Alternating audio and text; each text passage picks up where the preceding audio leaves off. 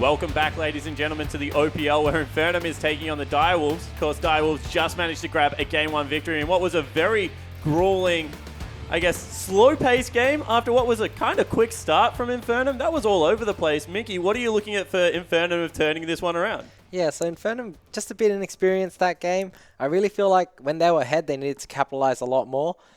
They needed to play more around vision and play more around the objectives. They kind of reacted to every time Direwolves came. They would either come and try to steal it or, come and try to contest, but they were never there first. So I really feel like when they're ahead, they need to kind of jump on it. So proactive League of Legends, get ahead, then start trying to brawl. There was, of course, a lot of close team fights, but not many people going down. Max, you talk about Fantix. Is he the guy that's going to win this series for the Direwolves, or where are we looking? Well, it's definitely looking to be that's what Infernum thinks, right? First, they throw 3 bans at Fantix, so they get rid of his Yasuo, his Twisted Fate, and can't quite remember.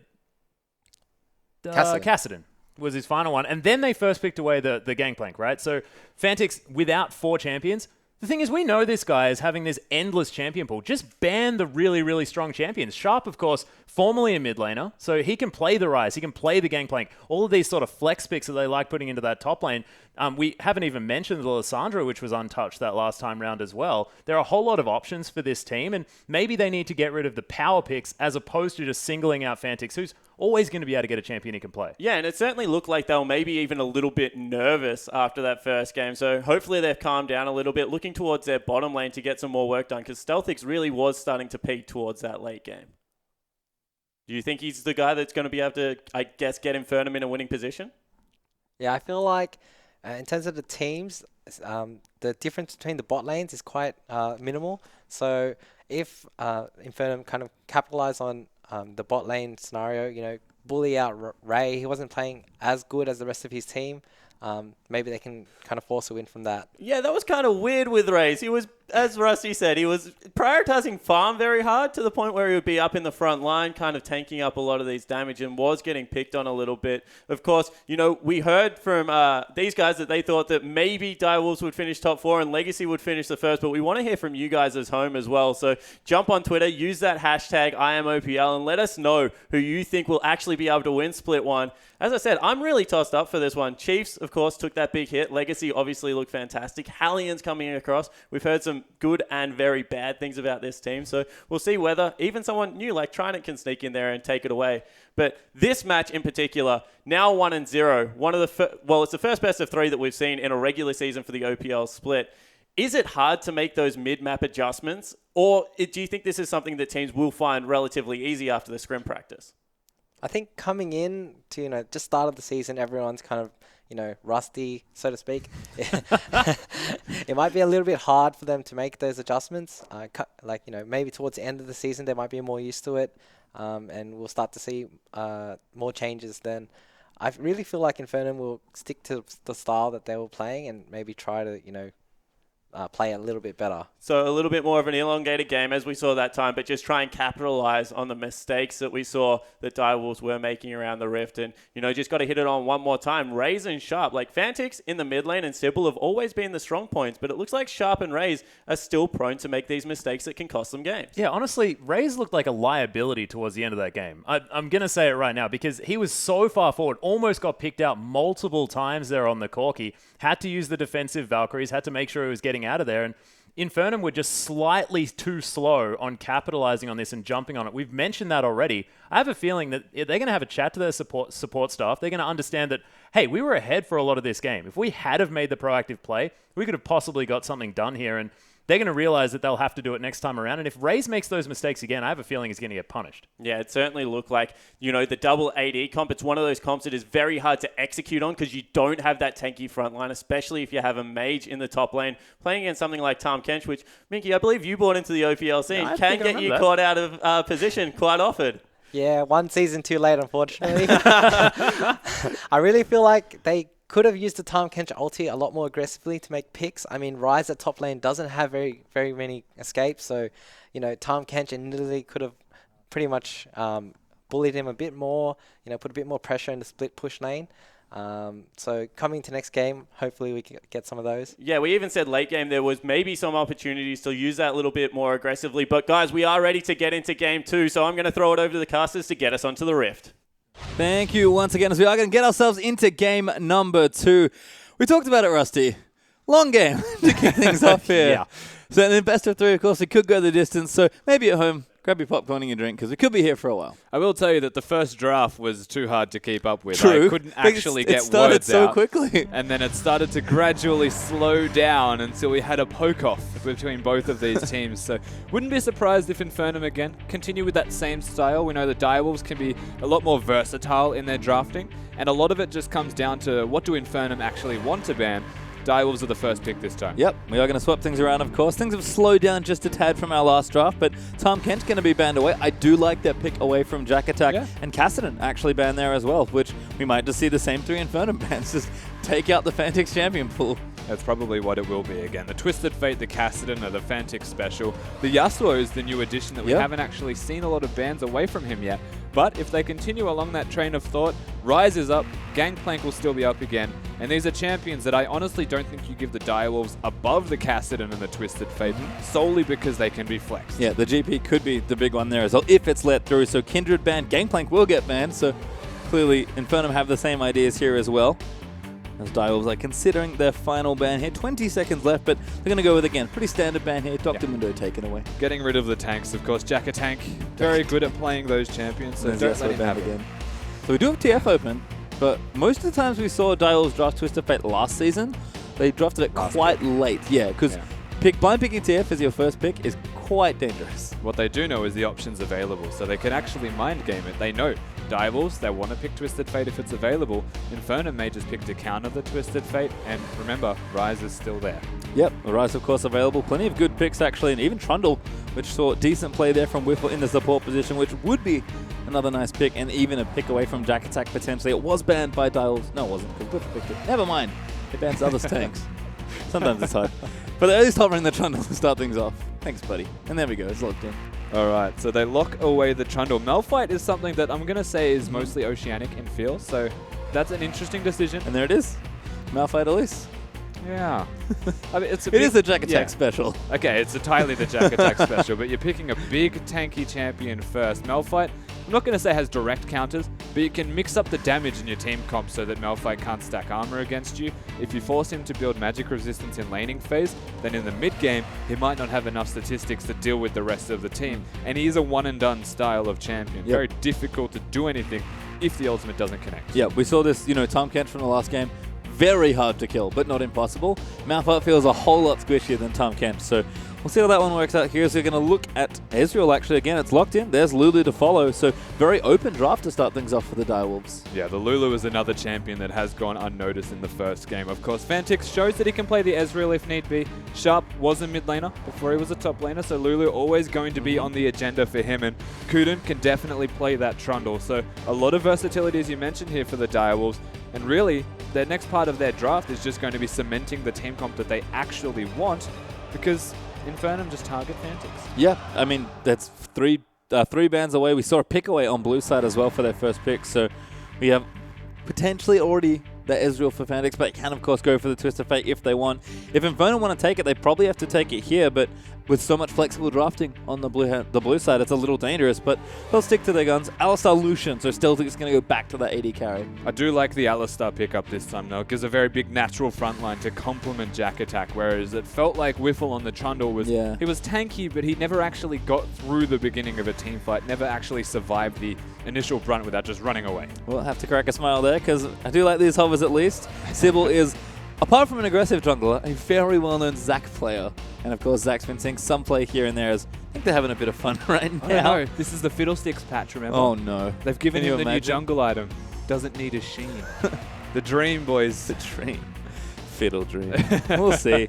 Rise, of course, still available as well, so plenty of options here, really, for the Direwolves. Flashing a couple mid-picks, so it could be Ezreal there for Raze.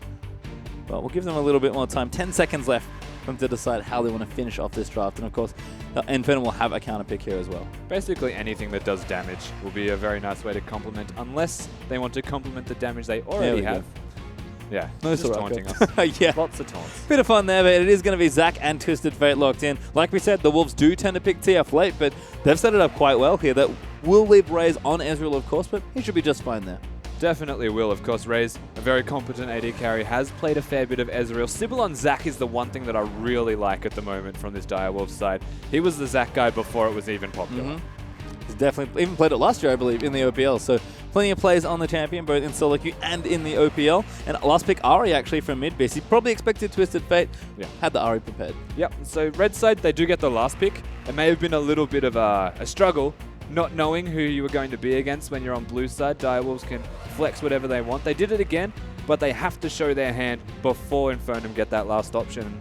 Choosing the Ari into the Twisted Fate is a big sign of confidence from mid-beast that shows that he wants to be able to kill Fantix in laning phase, or at least keep him in lane so that he can't use that ultimate and go around the map everywhere. Yeah, definitely a lane where as Ari you get initiative, but like you're seeing with every Twisted Fate, you can't keep him down either by killing him or just suppressing him in that lane. Fantix especially will run absolutely wild around the map, with Zac especially to back him up. That gank power, both in mid lane and in other lanes between Sybil and Fantix, we've seen their synergy before. That's potentially very scary. Well, he's shown multiple times, Fantix, even if he's losing his lane, he still roams effectively, goes for the 40% CDR type of Twisted Fate. And one thing to note is, of course, the Twin Ghost, the Spooky Ghost, you know, Frost Queen's claim. It's going to be very good right now on Twisted Fate because it makes killing people, catching people, and successfully using your ultimate a lot easier to do. Certainly does. You thought it was bad enough when you got on top of your face with a gold card. Ghosts will follow soon after, potentially. We see the two team comps lined up as we have swap sides. Don't forget your hashtags DW win for the Direwolves or INF win for Infernum. Let us know on Twitter who you are cheering for. But very soon we'll be getting ourselves onto the roof for our second game. We'll see if Direwolves can tie things up here with a clean sweep, or if Infernum can push us to game number 3. And of course, Direwolves, one more time, even though there was a lot of targeted bans, still have put together a very strong team composition. They've got Zac to engage very heavily. And with that, we are going to get a little word from mid-base and see how he feels about his opponent here. Fantix is one of the best, if not the best mid laner in OS, I think. His mechanics are just on point, always on point, and he knows what to do. His split push is just incredible, but, you know, if I get good jungle pressure and we, you know, focus the mid lane, we can definitely take them down, and, yeah, they'll be a top team. Well, talk about good jungle pressure. 5-man invade from Infernum just to make sure it all starts off on the right foot, but nothing going wrong there, as we do hear from mid-beast. Clearly respectful of such a good mid laner here. Also just an invade for vision, though, for Infernum, so no fireworks just yet here at level 1. No, the standard big group up, of course. They've got an Alistar, so their level 1 is quite strong. If need be, Seb can go Cocoon, and again, if need be, mid-beast can go for that Charm. So the pick potential as a 5-man is nearly unrivaled. Direwolves again. They're going to group up and probably start, it looks like the red buff this time for Sybil. He doesn't want anything taken away from the top side of his own jungle. Yep, smart to start on the unwatered side, but that is going to give information, of course, over to Infernum, as we are going to start with standard lanes once again. Looks like Sharp's already in the top lane hanging out. Kuden and Ray's going to take these Krugs. And Sybil solo, actually, is going to move through this red buff. It should be just fine here on Zac. Yeah, so the Zac jungle, starting with the W, you actually get quite a chunk of your health back, and he's going to be able to smite that, take it away for himself. I'm going to call it an aggressive decision. He doesn't need the help of the Lulu to take them down, but if you got the help, just start on that blue buff, you'd be perfectly fine. What it says to me is he's looking to gank around level 3. Yep, could be going for something pretty sneaky here, as we do move Raze and Kuden down into the bottom lane. Look at these young players having a giggle there. Right. I don't know. Saw some of his play last game. I don't think he'd be laughing about it. No. Let's be fair. Fantix and mid-beast, of course, facing up against each other. The legendary Twisted Fate here is, this is maybe what we thought. Nope, never mind. Thought he was going for something extra cheeky. He's got his passive, so don't always think that a Zac is that low and that means that he will die. He's very good at baiting smaller skirmishes, and 2v2s generally always favor the Zac, just because he has a second life, and they need to change their focus to the bloblets opposed to the second person that will be evidently hitting them. So he's good in skirmishes, good in 2v2s, everything up to 5v5 Zac will probably excel in, and as long as the team can work around him. In saying that, he had about 30% health and probably shouldn't be getting free bloblets on the map. Well, hanging out there at the Wolves. He's going to start blue buff now as well, but does have his smite back and ready to go. Seb, though, flying through the jungle, nice and healthy as Elise. Going to take out this blue. And maybe look for a gank down the bottom lane. Could just be consolidating into that Rift Scuttler as well. But action down the bottom already. He's coming down. He's already pinged that he wanted to go there. And of course, the Direwolves are playing aggressive and he can't make his mind up. Yep. Is it gankable? Maybe worrying about wards there, but we know there aren't any. Infernum Blending onto some vision. We'll spot Seb now, actually, as that ward barely dissipates. I don't know if Giles actually caught him there. This could be a very nice gank. Yeah. So they may or may not know. He's worked his way towards the tri-bush potentially in the bottom lane if he chooses to gank. And Kuden just left. This could very well work right now for Infernum. I mean, look, Whiffle going in. There Is it it is. going to move in for the combo? Just going to move him back. Good pillar there as Raze forced to move out of there. Exhausted down, but here comes Elise right around the side. Seb moves in, but Celtics is low. First blood goes to Trundle, and now Whiffle going to start chasing, but Raze needs to try and get out of there. Thunderlords will proc. He's probably got no hope as Seb and the Spiderlings will take him down. But the Direwolves, they get the first kill for themselves in what was going to be a 2 versus 3 scenario. Zach, in the meantime, he's split his attention somewhere else. The stun's in. Ignite pressure. Good flash there. Oh, Sybil will go short. Mid-beast had to sort of guess that, and he does do well. A good flash from Mid-beast at the exact same time as the stun connected. We're going to see that bottom fight again while we're going through this game. And honestly, the exhaust was the MVP here from Kuden. Uses the Q. The flash cocoon was never going to be enough to actually get in range. Nice summon usage there for Raze. Exactly He's right. Unfortunately dead at this point. Spiderlings and Red Buff help chase him down. They're fast, those Spiderlings. Certainly are. There's Sharp pushing Jack attack in. Range versus melee. Sort of expect this. Jack just going to have to take his lumps early. Yeah. And then come back with some nice resistance. Fantix shoves his wave in. 15 CS ahead as Midbeast comes in to catch up. Double Durans there for the Ari. I wonder where Fantix will go for that first item. It is going to be a catalyst to the very popular Rod of Ages Twisted Fate they started seeing in TF builds around the world. Yep, going towards that Rod of Ages. Of course, Ari on the flip side, you would hope goes towards the Spooky Ghost, but they've been nerfed a little bit on 6.1. A little bit less efficient with that mana regeneration, so might opt towards the Morellos, get that 10% extra CDR as well, maintain the pressure and control in that middle lane, because Fantix, when he goes for the Rod of Ages on Twisted Fate, takes a while to scale. Certainly does. As you can see, Sybil down the bottom is on a wall, but I have a feeling he knows. They're just sort of being annoying here. Raze has actually kept this wave pretty far down this lane, so Stealthix getting denied a bit, actually 10 CS down at this point. So nice play here from the Dial's bottom lane. Believe it or not, Zach just jumped over the vision in that bush by going over the Dragon Pit with his elastic slingshot. Hasn't been spotted where he is right now. Well, he's all the way back around the mid lane here. Oh, looks for the Wolves. No jungle. Pops his W. Yeah, there are no camps to take. The thing with this, though, Zach is staying at level 4 for quite some time. Level 5 is a very big power spike for Zach because his ganking capabilities increase about 10-fold. The jump range is just unbelievably high. Yep, every level of slingshot really does matter. He wants this mid. He really does. I mean, they know Midbeast has no flash. But this just might be a bit too aggressive. Wave needs to hold here. It's going to push back a bit. The gold card's activated, but can't go in, and Sybil is going to look to complete that recall. Midbeast level 6 now as well. It's just too hard. But again, time wasted from Sybil is time that Seb is farming on the flip side. It's only a 3 CS lead, but it is an entire level, and potentially then some at this point in time. Seb needs to be able to make it work, though, otherwise it won't be paying dividends, all this farming. It will not. And Sybil going to see if he can go back to his jungle and start playing catch-up a bit. Tier up for Raze now as well. Double Doran's actually for Stealthix in the bottom lane, so they've got the CS lead, but combat stats not really there at this point for Ezreal, who should be going for that blue build once again, just like we saw Fantix do in the mid lane on the champion in game number 1. And again, I'm going to keep saying that Seb needs to do something. The onus is entirely on him to make these ganks work. Clearing some vision now is a good first step. They've got 2 pinks around that middle lane, so you know where they're focusing their vision. Fantix is always going to be able to focus other lanes with that vision, though. So Seb, if he doesn't make something happen, all 3 lanes are organically losing at the moment. They're just sitting there, getting bullied out, losing in farm. You can see it across the board. Bottom lane, mid lane, and top. Yep, and Fantix now actually has enough space to clear that ward out. Seb is coming in, though. Fantix has to be careful, needs to dodge the charm. Good stun there, but he does get charmed up as well. Might have to flash out a Sybil's here, but I think it's a little late. Fantix does go down as the Ignite, and Seb will be able to finish him off. But I'm not sure the Elise can get out of this one. Doesn't have a flash, moves into Spiderling. Ozreal is good, Raze collects it.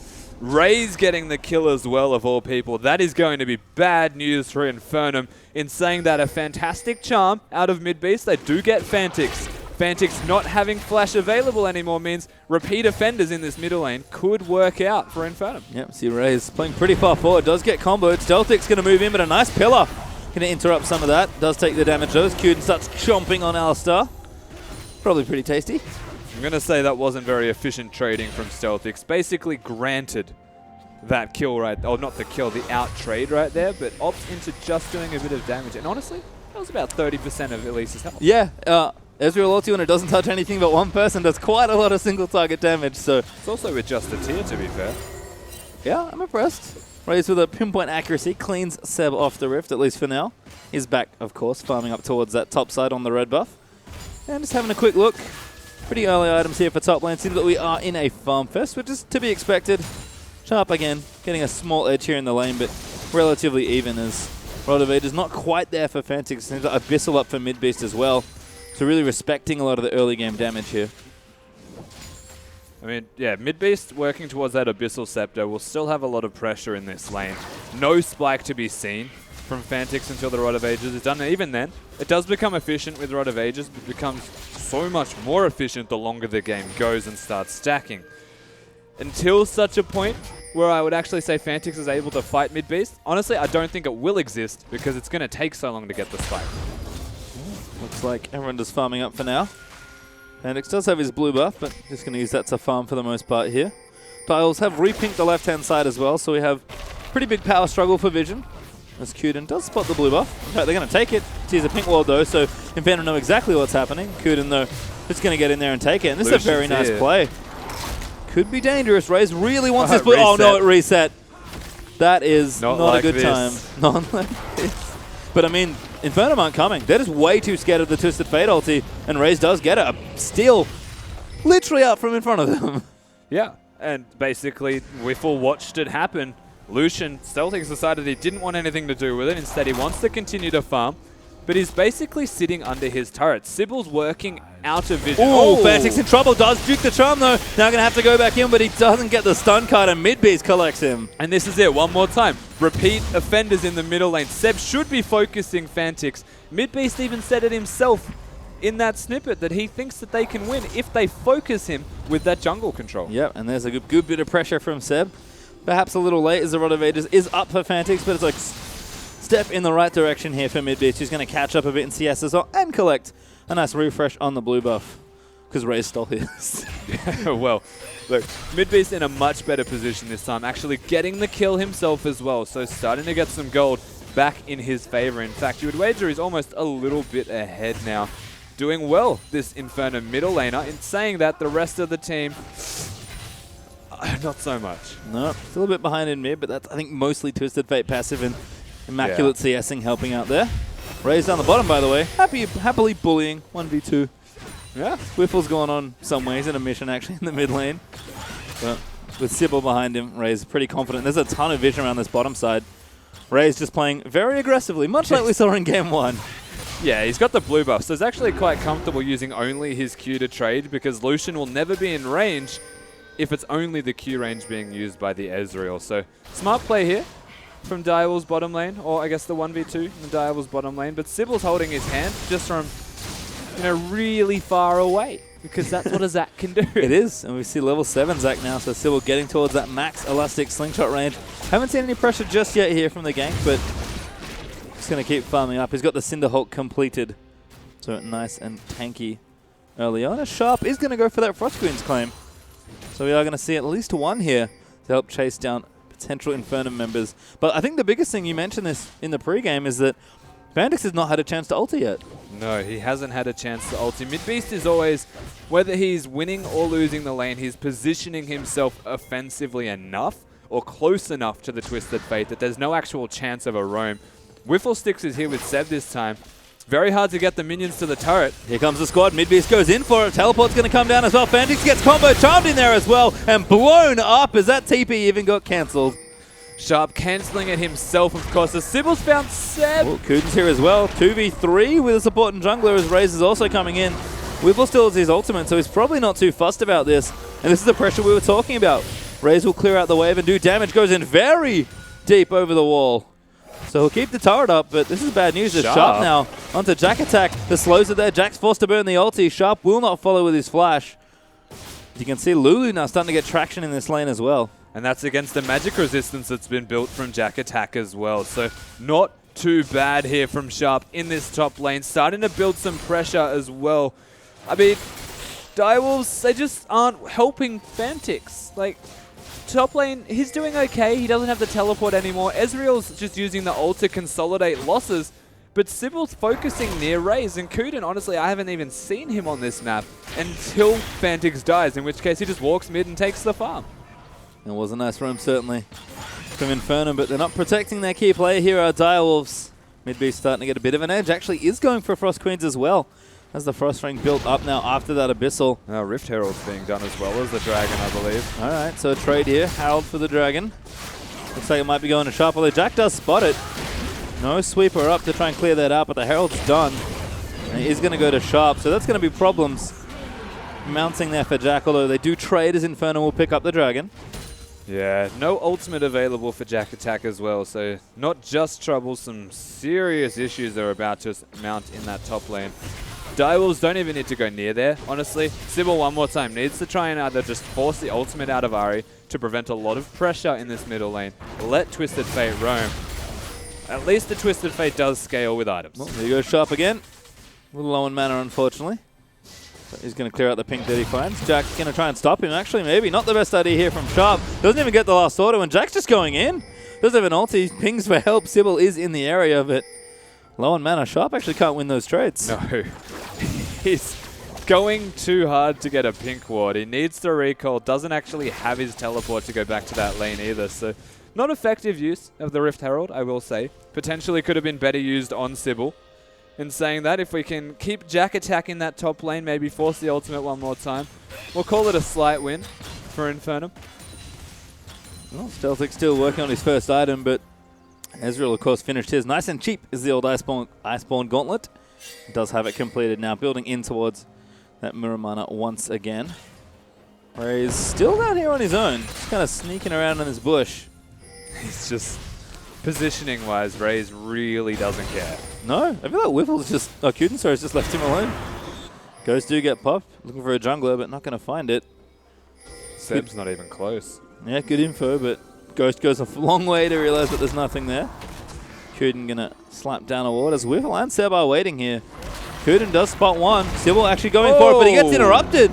Now Midbeast's going to come in, does not pop the ulti though. Infernum starting to apply a little bit more pressure towards this dragon area. Good work from Whiffle Sticks though to be able to stop the Zac engage. Very good. Negates any kind of action that Infernum may not want to be a part of.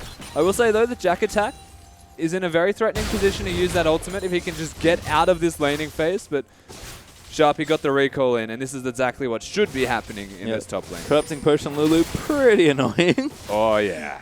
Sharp still continuing to farm up a storm. Jack's kept the CS quite close actually, so not doing too badly here as he goes back and collects a few more components. Just wants to be nice and tanky early on.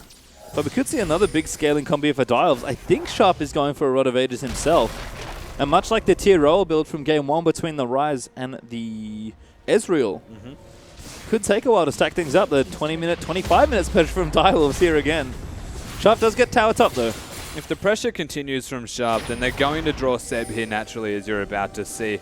Very hard to kill someone with a Frost Queen's Claim though, because if he doesn't have vision and is pushed, he will just press the button and see if you're nearby. Oh, Jack attack. He's going to slap down these minions. Did lose his tower, so... What a loud skin as well. Really makes you known. Makes it known when he slaps a minion. Well, there's Malphite. He's a Mountainous champion. I would hope his presence was known. Funnily enough, the same size as Brand yes, in game. Which, and Zac. I think Zac's taller, actually. Well, Zac's like a candy mountain with this skin. Bandix now looking for a roam, actually. Could actually see our first Twisted Fate ultimate of the game. It actually looks like he's walking. Yeah, he is. Walking top. Did he get spotted by a ghost? I think he might have got tagged. Now Sybil actually going to find Seb. They're going for the stun. Damage is good. Ignite is there, and that should be enough. But Midbeast going to go back in for it. Sharp's here as well, though. Did TP in. The Wild Growth pop. The Polymorph there. The stun will land into Sharp. Going to collect himself the kill. Without using Fantix's Twisted Fate ultimate, they catch people out of position. Very good pink ward placement from the Direwolves deep inside the Infernum jungle. And they find themselves with an opportunity to push maybe. Jack does have his Malphite ultimate, but Whiffle's here as well. Yep, Fantix did go back. He's got an Abyssal Scepter now, actually, so continuing to get pretty aggressive with the item builds. You see this again. This is just a big face check from Seb and a great rotation from the Direwolves. Yeah, definitely was. Fantix being able to combo the stun with Sybil was great, but of course, don't take your attention away from the top third of the map because there's some aggression right there. Yeah, saw a flash force there on the top side, but Kuden and Sybil getting aggressive on the Stealthix, who will not have that summoner. That's pretty key. We've got Dragon and Baron both spawning in a minute 30. And Dial's just starting to group for these turrets. 3 members strong. Should be able to get this one at least. Whiffle's threatening on the outside here. They may want an engage. Well, they are going to get it, I think. Seb's trying to chase them off it. Sybil does need one more slap, knocks up. That's actually a little late now. He's in trouble with the Bloblets are coming. Bandic's now going to join in on Twisted Fate. And the stun's there. Kuden, he needs it, but they can't get it in. Jack finds the 2 carries there with the ulti, and the exhaust is down onto Twisted Fate. He'll keep moving. Sybil's still not out, but he will flash to safety onto a Bloblet, I think. Now Midbeast could be in trouble, but Whiffle's going to move back in. Raze will get blown up as Stealthix returns. And Whiffle will get stunned up, but can they catch more? Kuden low on mana. Fantix out of summoners.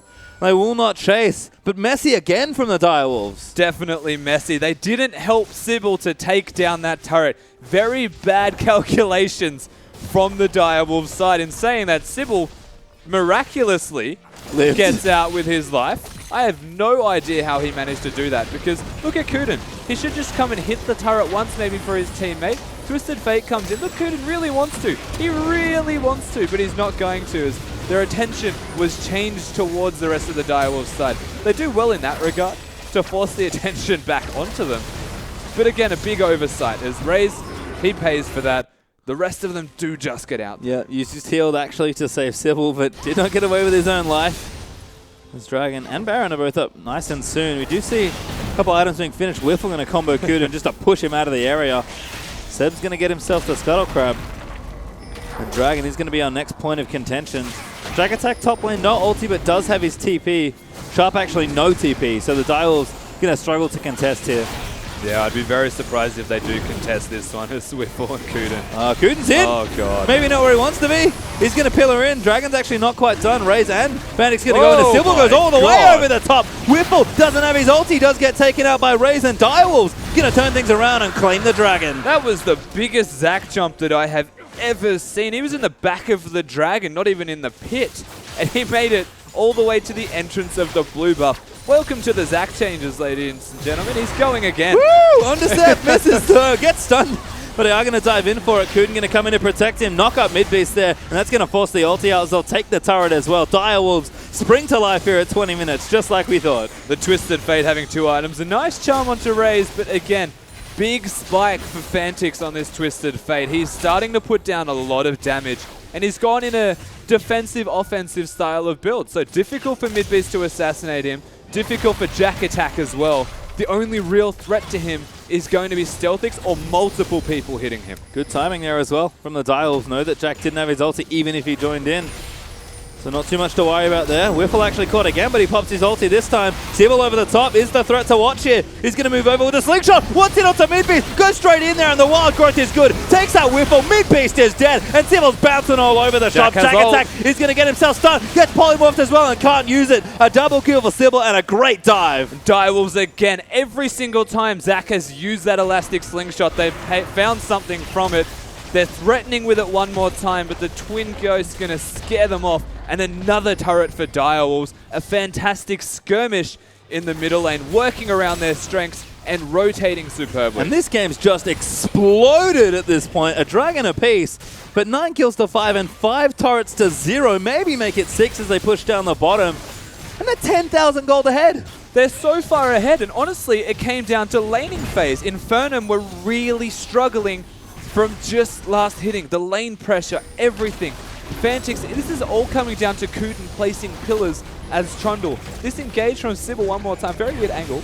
Actually finds the targets, gets Lulu ulted and Raze. Raze in trouble again. Stealthix looking low. He does get the kill. Can he get out? Sharp's going to join in. That's going to be another as Seb goes down. Raze, this time rewarded for his aggression. Of course, Sharp there to save his partner in crime. Is very good on this Ezreal is Raze, I can say that much. A lot easier to stay alive on an Ezreal than it is Corki.